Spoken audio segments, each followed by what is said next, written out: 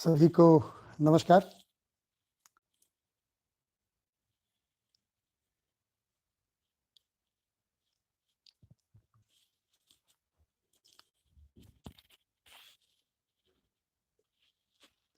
आज हम सब जो समय चल रहा है ना, विद्वान लोगों की यही पहचान है कि हर परिस्थिति को अनुकूल बना लेते हैं।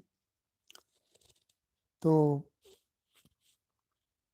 हम सब भी है ना, सबसे पहले तो आप सभी को बधाई कि हम सब इस अध्ययन में लगे हुए हैं और इसके लिए राकेश गुप्ता भाई जी ने ऐसा सोचा और उसको इम्प्लीमेंट भी किया, तो उनको बहुत बहुत बधाई। और साथ में जो जो भी इसमें सहयोग में लगे हुए हैं, है ना, सभी को धन्यवाद। तो मेरा नाम सुरेंद्र पाल है और मैं भी इस मध्यस्थ दर्शन को समझने के क्रम में हूँ और जितना मैंने समझा है उस सब को मैं आपके साथ में शेयर करूँगा आज। तो अभी तक देखें तो हमने इस मानव विहार दर्शन में बहुत सभी का नमस्ते आ रहा है, तो मेरा सभी को नमस्ते एक बार फिर से, है ना।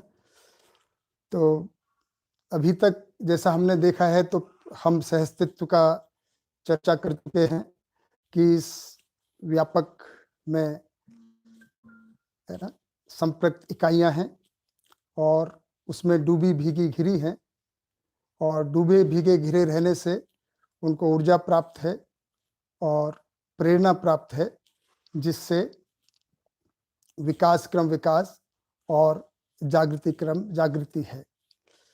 तो हम यह देख चुके हैं कि किसी धरती पर जब ये विकास और जागृति क्रम जागृति घटती है तो उसमें पदार्थ अवस्था, प्राण अवस्था और जीव अवस्था और ज्ञान अवस्था के रूप में प्रकट होती है। इसको हमने सृष्टि दर्शन में देखा और उसके साथ हमने मानव सहज, जब मानव घट गया है, मानव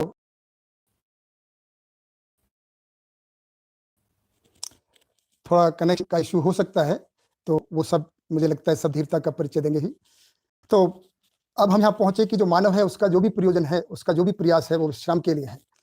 तो इसीलिए ये लाइन कही है कि अशेष मानव विश्राम की आशा एवं प्रतीक्षा में। तो मैं जो पुस्तक है उसकी एक एक लाइन को पढ़ूंगा और मेरी ऐसी अपेक्षा है कि आप सभी उस लाइन को पढ़ रहे होंगे।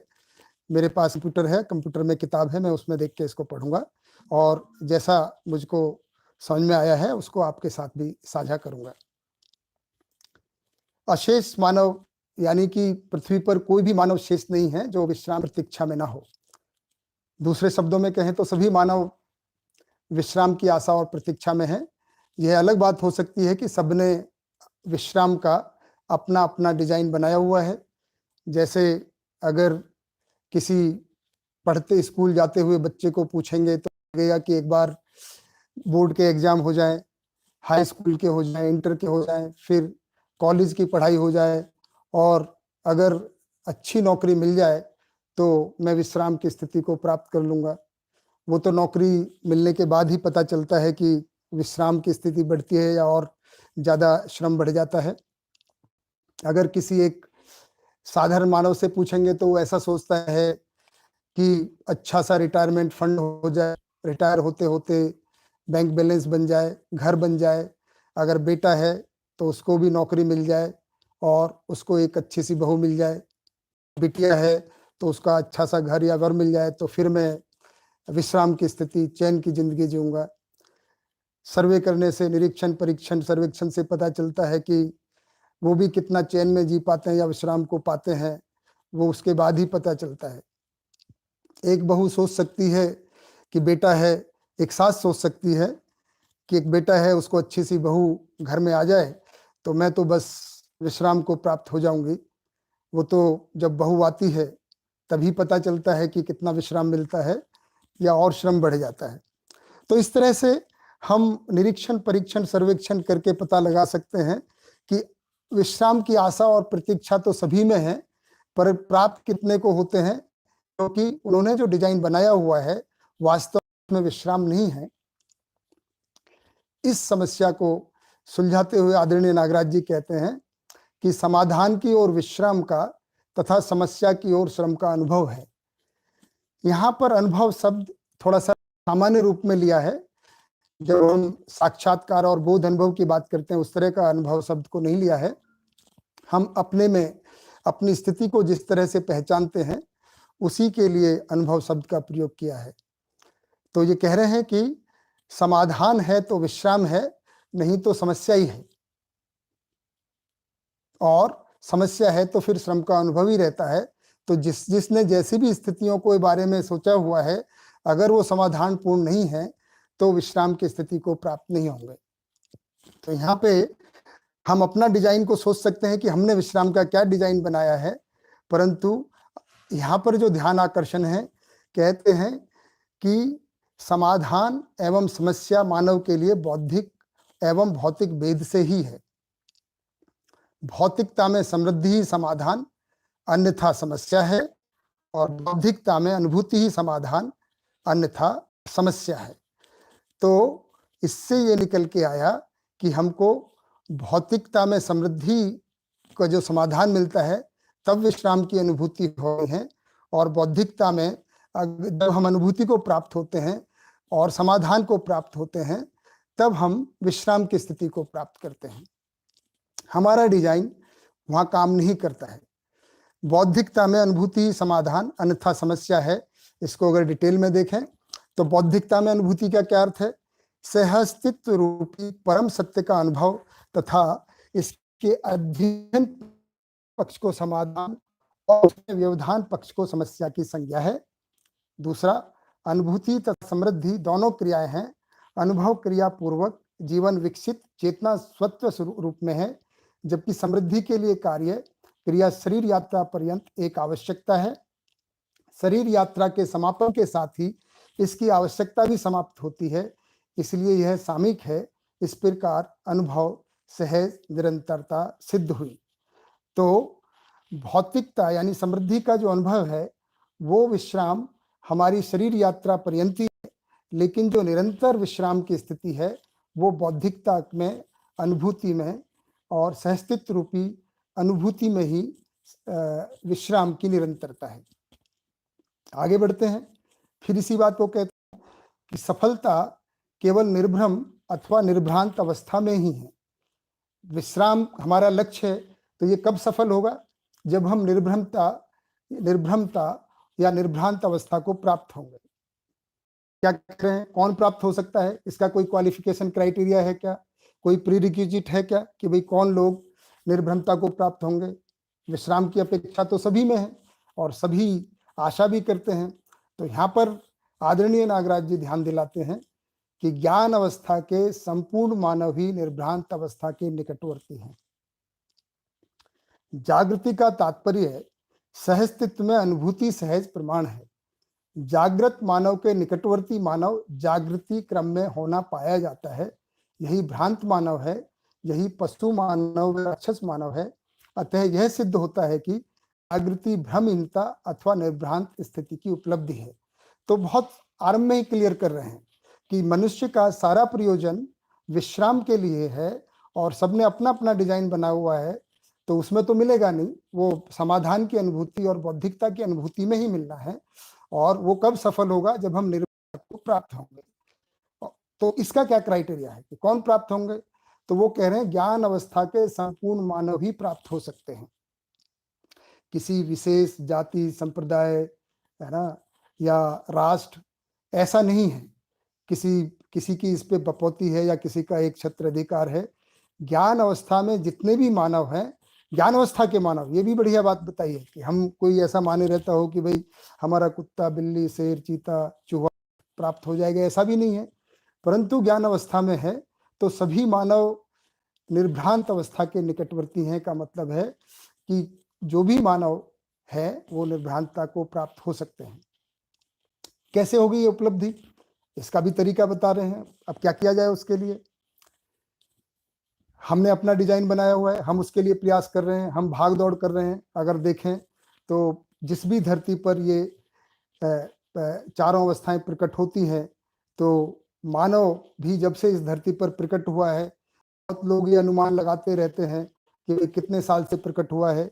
एक अनुमान ऐसा लगता है कि मानव और उसके पूर्वज करीब 60 लाख साल पहले हुए, लेकिन मानव हम जिसको होमो सेपियंस कहते हैं, जिसको आज की स्थिति में हम पाते हैं, वो करीब 2 लाख साल से इस धरती पर हैं।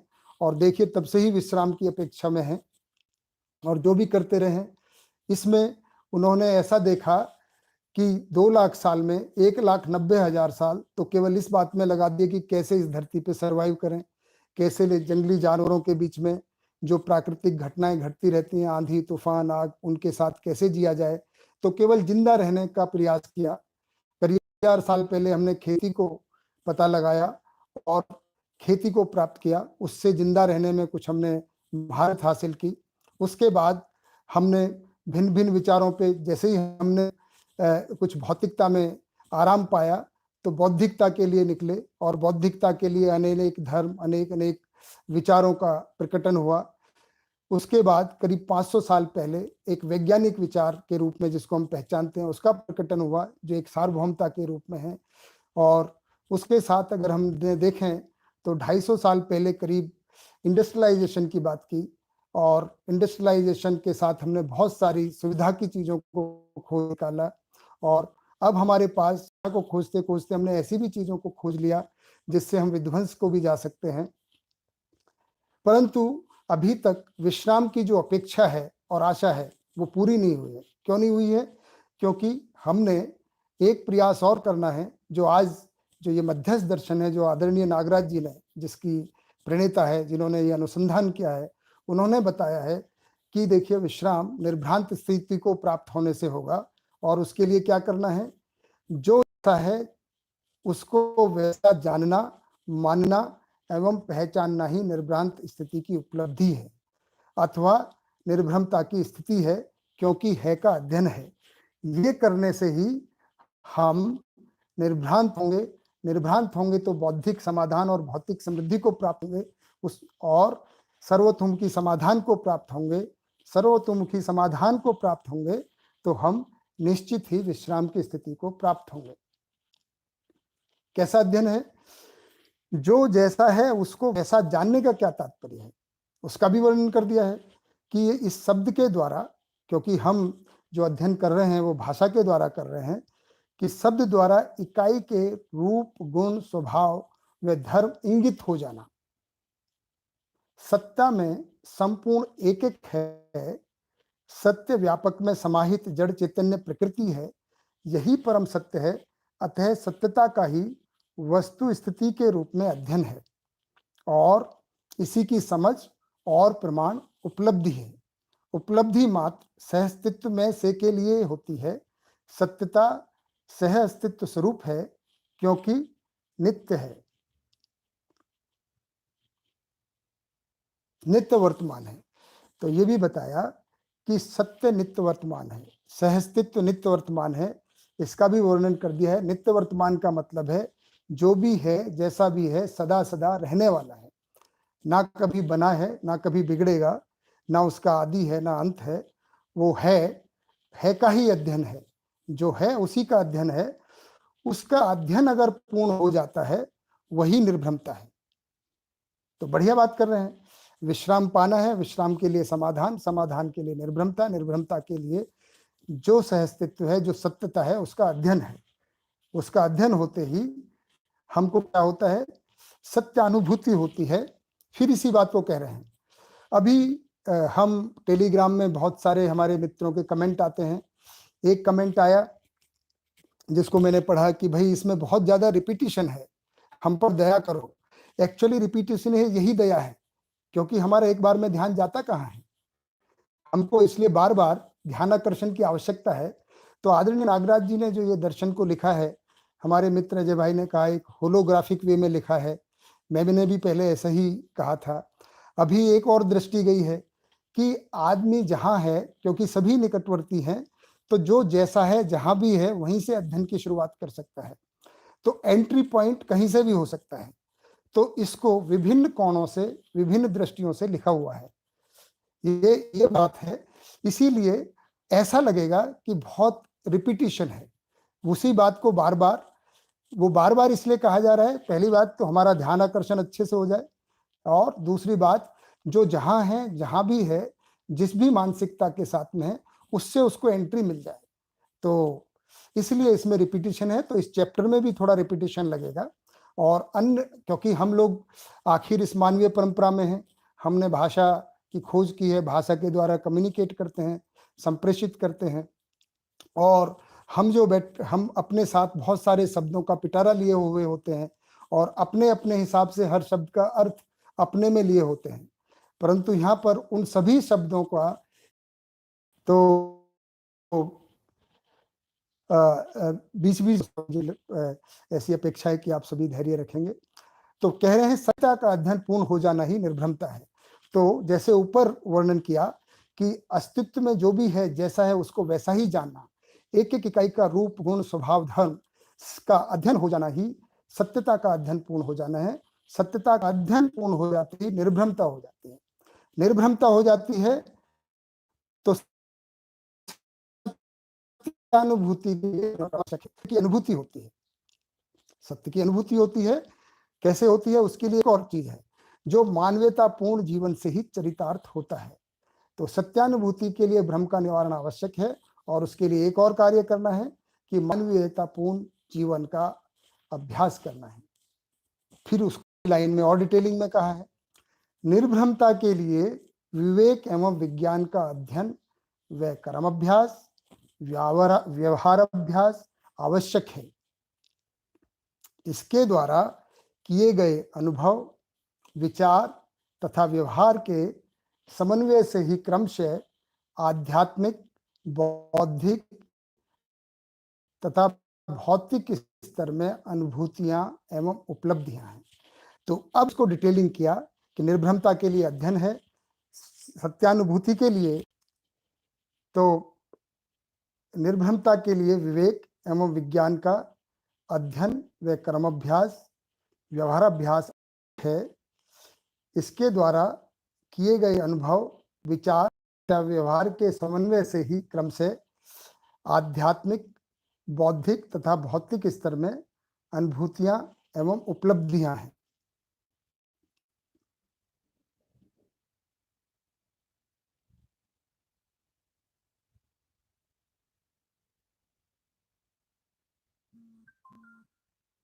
हाँ जी, तो थोड़ा कनेक्शन में दिक्कत है। मैं आफ्टरनून में प्रयास करूंगा, जहां कनेक्शन ज़्यादा अच्छा मिलता है वहां पर उस जगह को खोज के फिर वहां पे सेटअप करेंगे, ताकि ये बार बार है ना, कनेक्शन ना टूटे।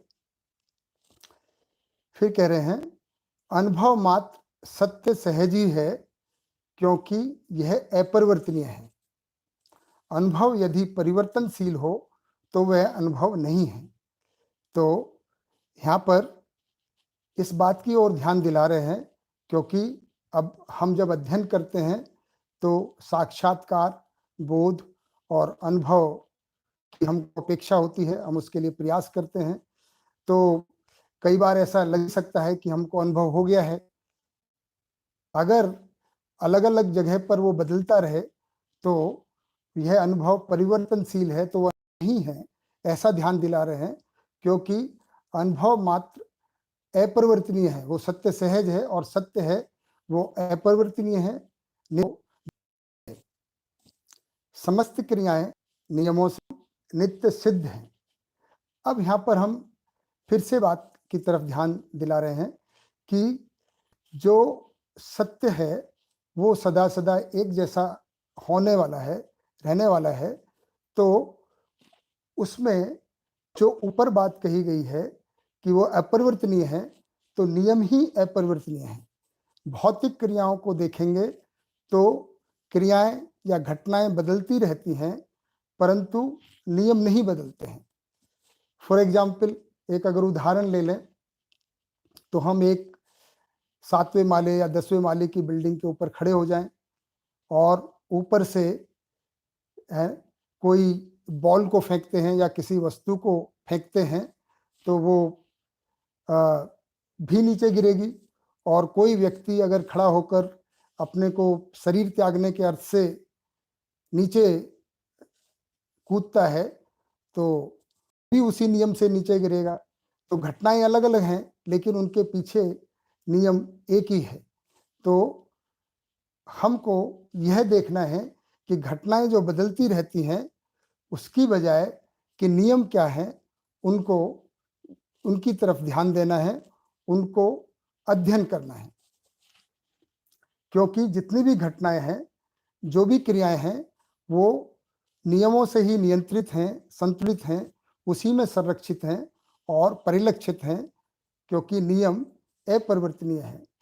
इसीलिए नियम सत्य एवं नित्य सिद्ध हैं। तो अब यहाँ पर ध्यान कर रहे हैं कि जब हम अध्ययन करते हैं तो जितनी भी क्रियाएं हैं, जितनी भी घटनाएं हैं, उनमें नियमों की तरफ ही ध्यान देना है।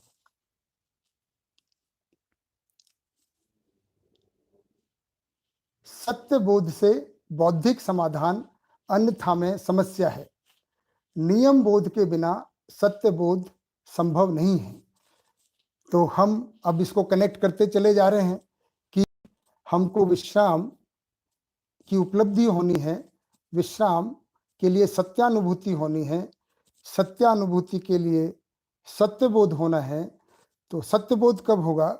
यानी कि बौद्धिक समाधान हमको चाहिए, तो सत्य बोध से ही बौद्धिक समाधान है, अन्यथा में समस्या है। तो सत्यबोध, नियम बोध के बिना सत्यबोध संभव नहीं है। तो सहअस्तित्व में जो भी नियम है उनका हमको बोध करना है, उससे हमको सत्यबोध होगा और सत्यबोध होगा तो बौद्धिक समाधान की प्राप्ति होगी। अगर बौद्धिक समाधान प्राप्त नहीं होता है तो समस्या ही है। आगे बढ़ते हैं। अनुभवगामी विधि से सत्यबोध के बिना सत्यानुभूति अभ्युदय सर्वतोमुखी समाधान संभव नहीं है। अब यहाँ पर आपको सत्यबोध के लिए क्या करना है, उसके लिए अनुभवगामी विधि की बात की है। तो दो तरह का बोध की इसमें कही जाएगी, तो पहले उसको पढ़ लेते हैं और फिर इसको थोड़ा ध्यान से देखेंगे। अनुगामी बोध यानी उसी का नाम अवधारणा भी है। आत्मा अथवा अनुभव की साक्षी में स्मरण पूर्वक बुद्धि में होने वाली स्वीकृति सहज क्रियाकलाप। दूसरा, गुरु द्वारा अनुभव मूलक विधि से कराए गए अध्ययन के फलस्वरूप शिष्य में न्याय धर्म सत्य का साक्षात्कार पूर्वक तो है रूपी अस्तित्व में अनुभव इस संकल्प की निरंतरता है। ऐसे बोध और संकल्प का साक्षात्कार ही अनुभव मूलक चिंतन है। ऐसे चिंतन का चित्रण और तुलन क्रिया ही अनुभव मूलक विचार है। जागृत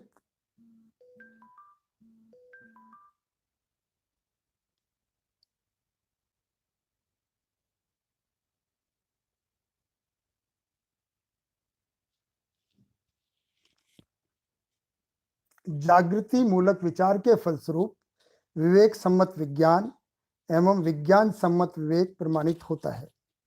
फलस्वरूप मूल्यों का आस्वादन सहित मानव परंपरा में संबंध की पहचान, स्वीकृति, निर्वाह, निरंतरता ही जागृति सहज अभिव्यक्ति, संप्रेषणा एवं प्रमाण है। तो दो बात हुई, इसको पूरा पढ़ लेते हैं। बोध, बुद्धि में अनुभव बोध व चित्त में अनुभव प्रतीति है। प्रतीति, आभास व भास किसको कह रहे हैं? सहअस्तित्व सहज अनुभव आत्मा में होता है, जिसका अनुभव मूलक विधि से बोध बुद्धि में होता है। बुद्धि और चित्त के योग में अनुभव की प्रतीति होती है, यही अनुभव का चिंतन है। चित्त और वृत्ति के योग में अनुभव का आभास होता है, जो स्वयं न्याय, धर्म, सत्य रूप में तुलन क्रिया है। वृत्ति और मन के योग में अनुभव का भास होता है, जो मूल्यों का आस्वादन और संबंधों का चयन के रूप में प्रमाणित हो जाता है। तो पहले हम अनुभव मूलक बोध की बात करते हैं, उसके बाद अनुभवगामी बोध यानी अवधारणा की बात करेंगे। तो जैसे आदरणीय नागराज जी को समाधाई संयम की प्रक्रिया के फलन में अनुभव हुआ, तो ऐसा अनुभव सहस्तित्व रूपी अस्तित्व में अनुभव और उसकी निरंतरता के फलस्वरूप अनुभव उस अनुभव होता है, बोध होता है। उस अनुभव के प्रभाव में जो बुद्धि में बोध होता है, उसको अनुभव मूलक बोध या अनुभव बोध कह रहे हैं। मूलक बोध होता है, तो ऐसे बोध के अनंतर में, जैसे बुद्धि की क्रिया में हम बोध और संकल्प कहते हैं, तो संकल्प की निरंतरता होती है, निश्चितता होती है। जैसा हमको अनुभव के प्रमाण का बोध हुआ है, उस बोध के अनुसार जीने की दृढ़ स्वीकृति होती है, उसी को संकल्प कह रहे हैं, उसी की निरंतरता कह रहे हैं। जब ऐसे संकल्प का साक्षात्कार होता है चित्त में, उसी को अनुभव मूलक चिंतन कह रहे हैं। उसी में चिंतन का जब चित्रण क्रिया होती है, तो उसका जीने का डिजाइन बनता है, स्वरूप बनता है, उससे मानवीय व्यवस्था का प्रकटन होता है और वो चित्रण बनता है। उसके बाद तुलन क्रिया ही अनुभव मूलक विचार है। अब जब ऐसा चित्रण बनता है, उस चित्रण के आधार पर वृत्ति में तुलन और विश्लेषण क्रिया होती है, जिसमें न्याय, धर्म, सत्य के आधार पर हम व्यवहार, व्यवसाय और व्यवस्था की बात करते हैं, तो उसी को हम अनुभव मूलक विचार कह रहे हैं। जागृति मूलक विचार के फलस्वरूप विवेक सम्मत विज्ञान एवं विज्ञान सम्मत विवेक प्रमाणित होता है। फलस्वरूप मूल्यों का आस्वादन सहित मानव परंपरा में संबंधों की पहचान, स्वीकृति, निर्वाह और निरंतरता, अभिव्यक्ति, संप्रेषणा और उसका प्रमाण होता है। तो जब ऐसा आस्वादन होता है, तो उसको मानव परंपरा में संबंधों की पहचान, उनकी संबंधों की स्वीकृति होती है, न्याय, धर्म, सत्य के अनुसार निर्वाह होता है और उसकी फिर अभिव्यक्ति होती है, दूसरों को समझाने का, सिखाने का कार्यक्रम होता है और उसका प्रमाण मिलता है। तो ऐसा अनुभव है, यह प्रकटन के फलस्वरूप ही अनुभवगामी विधि संभव है। तो आत्मा अथवा अनुभव की साक्षी में तो अनुभवगामी बोध कैसे होगा? तो फिर से मैं कहूं, तो हम पहले अनुभव मूलक बोध और उसका जो प्रमाण है परंपरा में, उसकी बात कर रहे हैं, जिससे एक व्यक्ति अनुभव मूलक विधि से जीता है, जो आज के समय में हम आदरणीय नागराज जी के का जो अनुभव हुआ है, उन्होंने जो उसका अनुभव मूलक विधि से चिंतन किया है, उसका जो फिर उन्होंने उस चिंतन के फलस्वरूप में, इसीलिए इसको अस्तित्व मूलक मानव केंद्रित चिंतन कह रहे हैं, वो चिंतन ही ये मध्यस्थ दर्शन का रूप में जो दर्शनवाद और शास्त्र के रूप में लिखा हुआ है, ये हमारे सामने प्रस्तुत है। अब हमारे लिए कैसे होगा? अब हम अवधारणा बोध के लिए प्रयास करेंगे। ये अनुभव मूलक बोध हुआ, तो अब हम कह रहे हैं कि अनुभवगामी बोध के लिए आत्मा अथवा अनुभव की साक्षी में, तो हमारी बुद्धि में जो हम अध्ययन में लगे हुए हैं, इस अनुभव के साक्षी में, यानी कि गुरु द्वारा अनुभव मूलक विधि से कराए गए, अभी मैं स्क्रीन पर बार बार भी देख रहा हूं, कुछ प्रश्न भी हैं, कुछ सुझाव भी हैं, तो मैं अभी पुस्तक को देख पढ़ रहा हूँ, तो सभी को मैं पढ़ पाऊँ ऐसा तो संभव नहीं है। मेरा आप सभी से निवेदन है, अगर मेरी प्रस्तुति से कुछ भी स्पष्टीकरण की आवश्यकता होती है या कोई प्रश्न बनता है, तो उसको टेलीग्राम में आप लिख सकते हैं और मैं फिर उसको आफ्टर सेशन में, है ना, उसको एड्रेस करूंगा। कनेक्शन प्रॉपर नहीं मिल रहा है और मैं अभी सोचता हूं कि जैसा भी कनेक्शन बन रहा है अभी इसको इसी तरह से चलाते हैं और आपके कमेंट्स को, आपके प्रश्न को देखते हुए अगर कुछ रिपीट करने की आवश्यकता होगी तो मैं आफ्टरनून में भी करूंगा। तो जितने भी अगर प्रश्न हैं तो आप टेलीग्राम में डालेंगे तो मैं उनको पढ़ लूंगा और फिर आफ्टरनून के सेशन में एड्रेस कर लूंगा। धन्यवाद। तो फिर से मैं इस बात को आगे बढ़ाता हूं। तो अनुभव मूलक विधि उपलब्ध हो जाने से ही अनुभवगामी बोध की संभावना बनती है। तो हमारे सामने जो एक एक इकाई का वर्णन, सत्य बोध के लिए जो नियमों का वर्णन है, वो इस मध्यस्थ दर्शन अस्तित्व मूलक मान केंद्रित चिंतन के रूप में उपलब्ध है। इसी के लिए ये लाइन कही गई है कि गुरु द्वारा अनुभव मूलक विधि से कराए गए अध्ययन के फलस्वरूप शिष्य में न्याय धर्म सत्य का साक्षात्कार पूर्वक बुद्धि में स्वीकृत होना है। तो अब मैं इस लाइन के साथ अगर पूरी बात को कनेक्ट करूं तो एक बार फिर से कनेक्ट कर लेते हैं कि मानव सहज प्रयोजन और सृष्टि दर्शन, इस सब के में इस बात को कहा गया है कि मानव का सारा प्रयास विश्राम के लिए है। विश्राम बौद्धिक समाधान और भौतिक समाधान के रूप में ही प्राप्त होना है। उसके लिए निर्भ्रमता की आवश्यकता है, उसके लिए सत्य बोध की आवश्यकता है और सत्य बोध के लिए अनुभवगामी बोध की आवश्यकता है। तो अनुभवगामी बोध के लिए अब क्या करना है कि गुरु के द्वारा अनुभव मूलक विधि से अध्ययन के फलस्वरूप शिष्य में न्याय धर्म सत्य का साक्षात्कार होना है। कल साधन भैया ने 2 दिन जीवन क्रियाओं में इसका उदाहरण लिया। जीवन क्रियाओं में साक्षात्कार बोध अनुभव की चर्चा किया।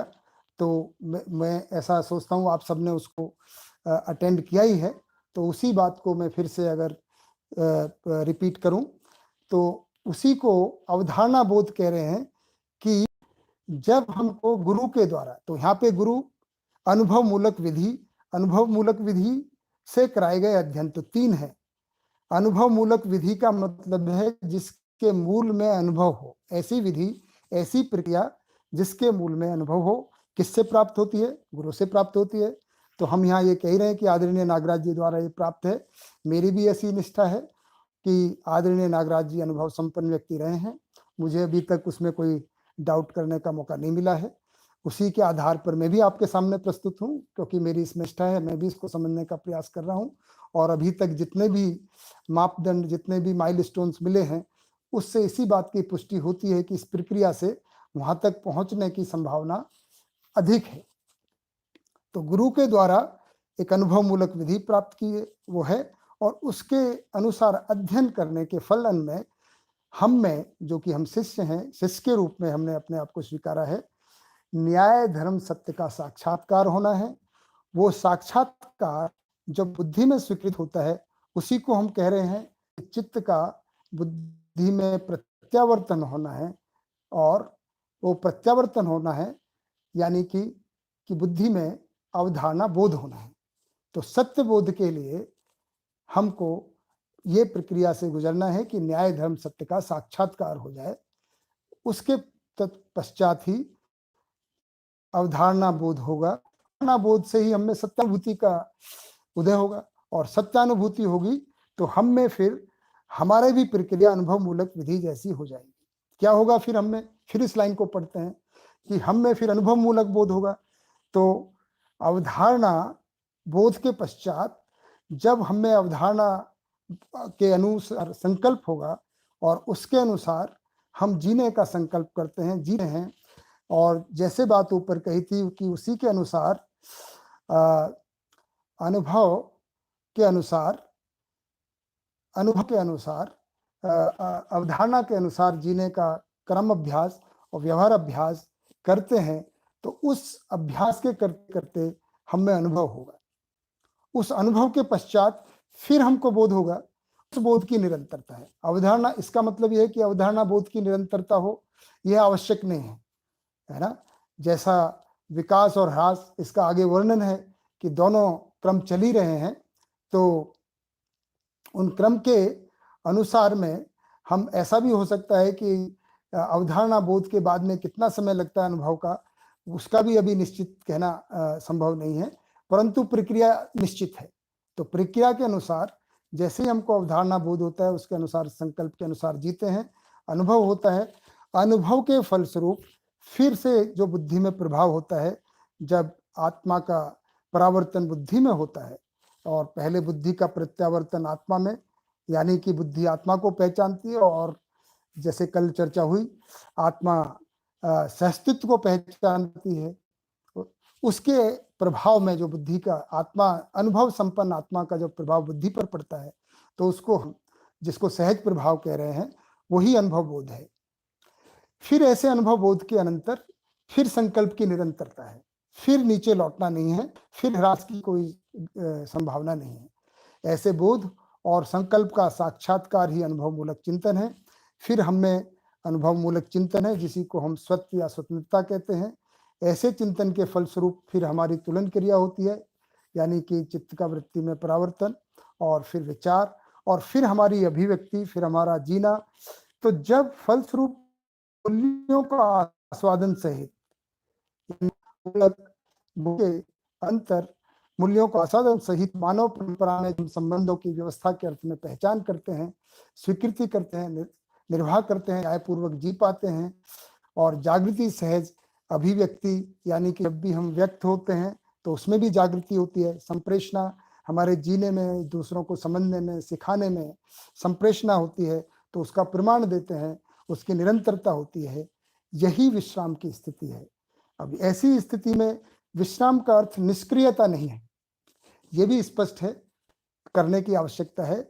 विश्राम का अर्थ मतलब ये नहीं कि कोई क्रिया का अभाव विश्राम नहीं है, बल्कि मूल्यों का आस्वादन सहित मानव परंपरा में संबंधों की पहचान करते हुए संबंधों में जीना। ऐसा जीते हैं तो इसका फल परिणाम सुखी होता है।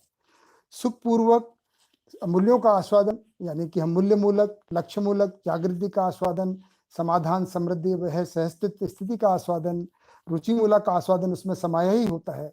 जब इस आस्वादन के साथ जीते हैं, परावर्तन और प्रत्यावर्तन क्रियाएं निरंतर होती रहती हैं, ऐसी स्थिति को ही विश्राम की स्थिति कहते हैं। निष्क्रियता से इसका कोई संबंध नहीं है। इसका मतलब ये नहीं कि क्रिया करने से रुक जाना है। यही संप्रेषणा और प्रमाण पूर्वक जीते हैं तो हम नित्य निरंतर विश्राम की स्थिति को पा चुके होते हैं। आगे बढ़ते हैं। फिर बुद्धि में अनुभव, बोध में, चित्त में अनुभव, प्रतीति है। फिर से इसको पढ़ लेते हैं। तो ये जो शब्द है कहीं पे प्रतीति, तो बुद्धि में जो अनुभव बोध होता है और चित्त में अनुभव की प्रतीति होती है और आभास वृत्ति में और मन में भास होता है। सहस्तित्व सहज अनुभव आत्मा में होता है। उस अनुभव के पर्यंत अनुभव मूलक विधि से जो बोध बुद्धि में हुआ, बुद्धि और चित्त के योग में अनुभव की प्रतीति होती है। यही अनुभव का चिंतन है। फिर से उसी को बात को बता रहे हैं। चित्त और वृत्ति के योग में अनुभव का आभास होता है, क्योंकि ये शब्द परंपरा में भी आते रहते हैं, उनको फिर से स्पष्ट किया है। जो स्वयं न्याय धर्म सत्य रूप में तुलन क्रिया ही है, तो ऐसा कह सकते हैं न्याय धर्म सत्य रूप में तुलन क्रिया, यानी सत्य का आभास, न्याय धर्म सत्य का आभास, अनुभव का आभास और उसी का प्रतीति होती है। तो अनुभव की प्रतीति यानी यही अनुभव का चिंतन है। और जब यही बोध होता है तो वो अनुभव का ही बोध है। इस तरह से अनुभव का बोध, अनुभव की प्रतीति, अनुभव का आभास और मन में अनुभव का भास होता है, जो प्रकृत मूल्यों के आस्वादन के रूप में और संबंधों के चयन के रूप में ही प्रमाणित होता है। तो यह हमारा अनुभव मूलक जीना हो जाता है। इसको फिर से करेंगे, एक बार और फिर से पढ़ लेते हैं, आगे बढ़ते हैं। जब तक जीवन भ्रमित रहता है अथवा मानव भ्रमित रहता है, परंपरा में आत्मबोध रहित बुद्धि को अहंकार नाम दिया गया है। क्या कह रहे हैं?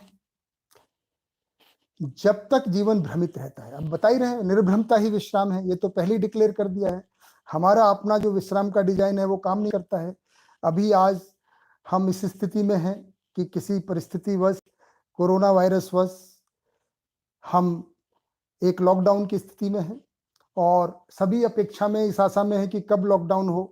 तो कुछ लोगों ने ऐसा ही डिजाइन बनाया है कि कभी भागते दौड़ते थे तो ये चाहते थे कि क्या बात है, घर में रहने को मिल जाए तो हम विश्राम की स्थिति में आ जाएं, शायद बहुत भाग दौड़ करनी पड़ती है।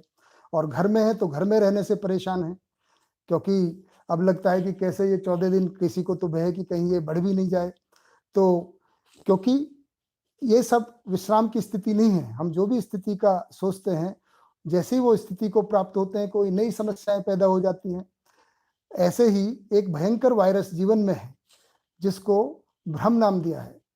जब तक जीवन भ्रमित रहता है अथवा मानव भ्रमित रहता है, उसको उसी को आत्मबोध रहित बुद्धि कह रहे हैं। तो जब तक अवधारणा बोध नहीं है या अनुभव बोध नहीं है, तो बुद्धि आत्मबोध यानी स्वयं को जीवन के रूप में नहीं पहचानती है, ईश्वर को, परमात्मा को, व्यापक सत्ता को नहीं पहचानती है।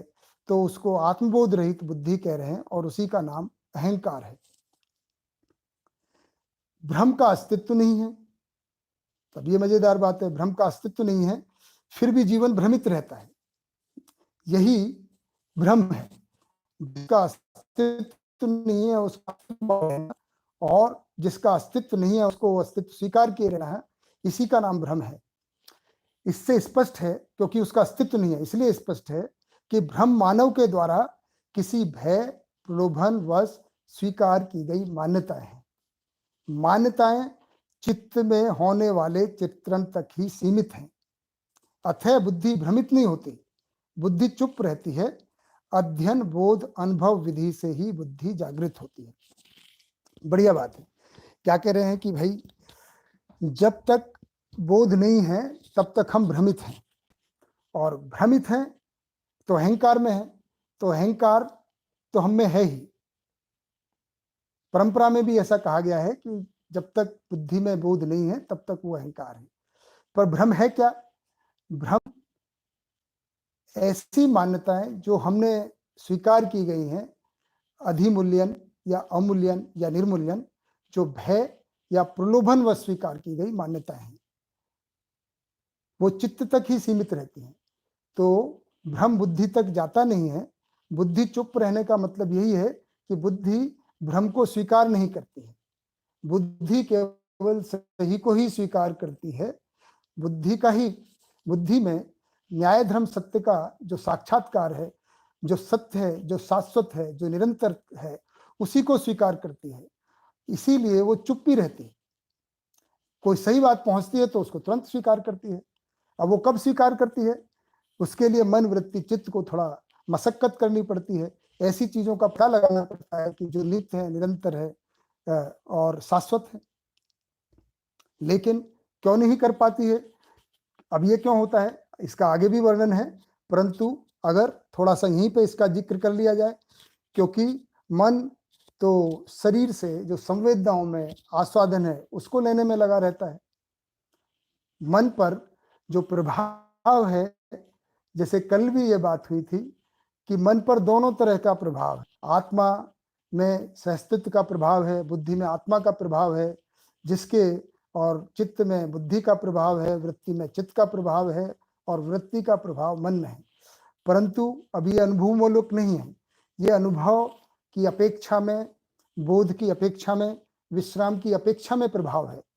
और लेकिन अभी जो तुरंत मिल रहा है वो शरीर से मिल रहा है। अब वो सुख तो आज दिख ही रहा है, और इसलिए मन शरीर के प्रभाव में ज्यादा रहता है और शरीर से मिलने वाले सुख को प्रधानता देता है। इसीलिए वो भ्रम में रहता है। तो इसलिए भ्रम पूर्वक जीते हुए अभी वो भय, प्रलोभन वश, आस्थावश की ऐसी मान्यताओं को माने रहता है कि मैं ही शरीर हूँ और शरीर से मिलने से ही सुखी हो जाऊंगा, सुविधाओं से सुखी हो जाऊंगा। इस तरह से उसमें लगे रहने से वो भ्रमित रहता है।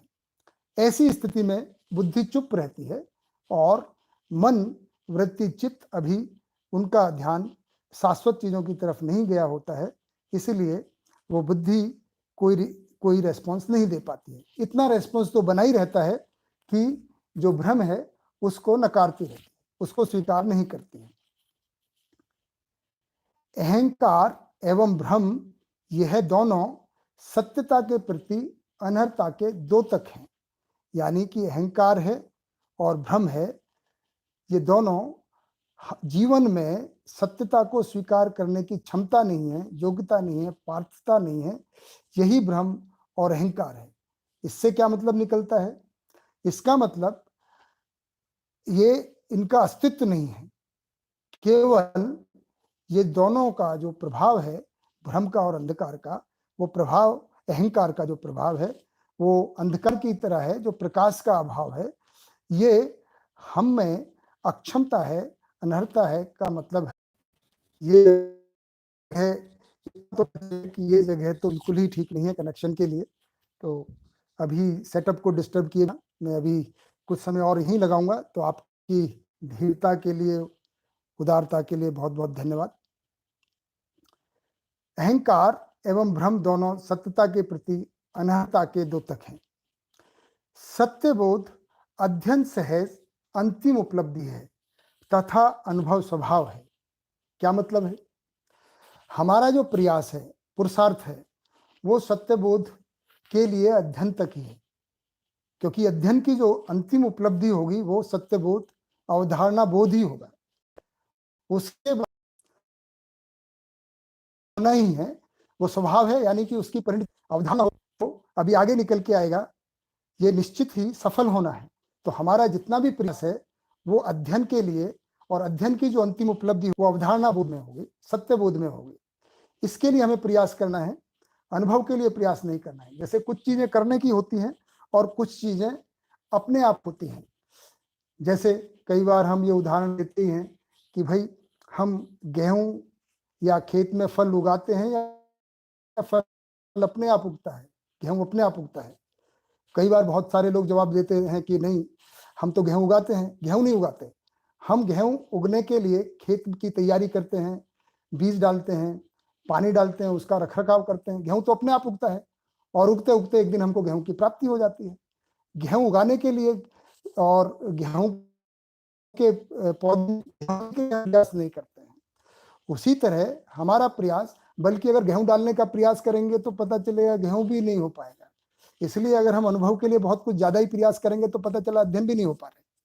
तो हमारा जो प्रयास है वो सत्यबोध अध्ययन सहज जो अंतिम उपलब्धि है, अध्ययन के लिए प्रयास करना है, अवधारणा के लिए प्रयास है।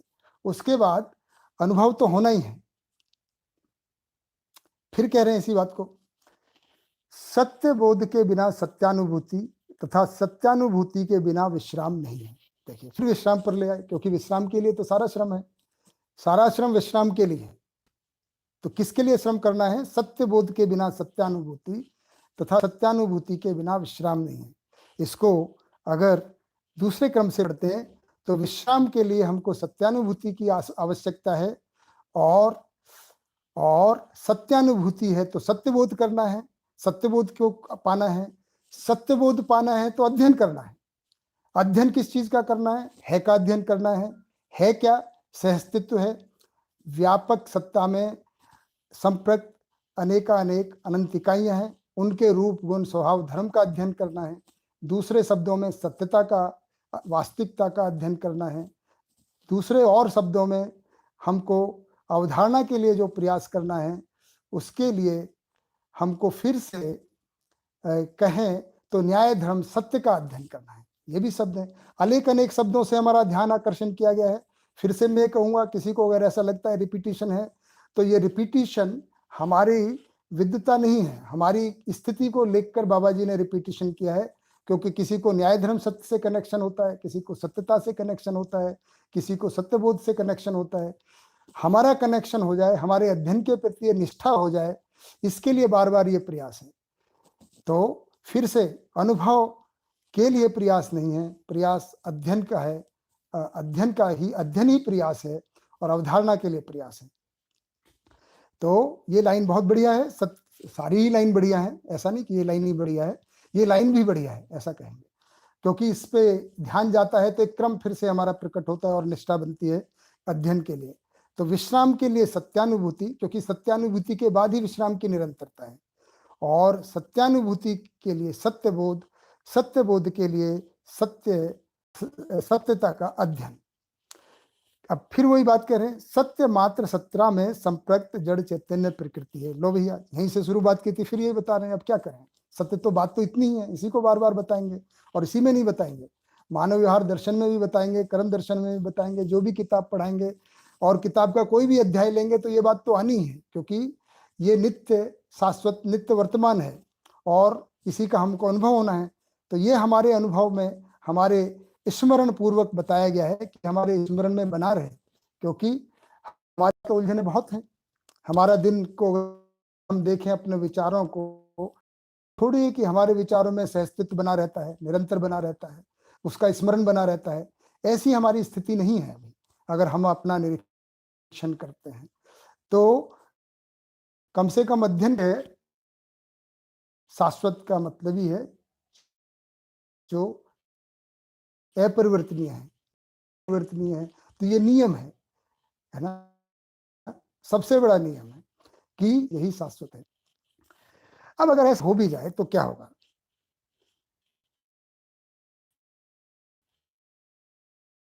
कहते हैं का लिखा हुआ है कि भ्रमित मानव में भ्रम का विश्राम की जो स्थिति नहीं है, तो सत्यबोध से जब विश्राम है तो सत्यानुबोध से अति संतृप्ति, बहुत अधिक तृप्ति मिलेगी।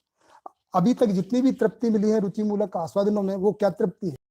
ये उसी परमानंद, ये परमानंद व्याख्या कर आज है ना, क्योंकि कनेक्शन भी बहुत बढ़िया चल नहीं रहा है, तो सत्यानुभूति में अति, इसको फिर 3:30 बजे